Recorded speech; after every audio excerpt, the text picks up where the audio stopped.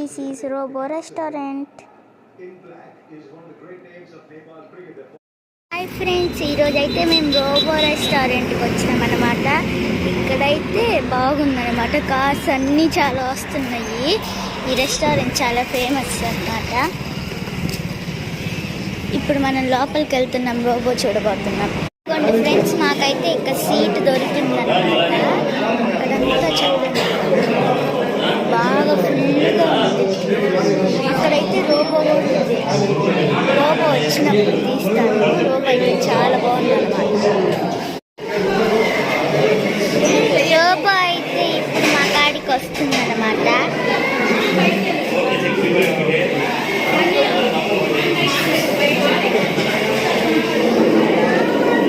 అదిగోండి వస్తుంది.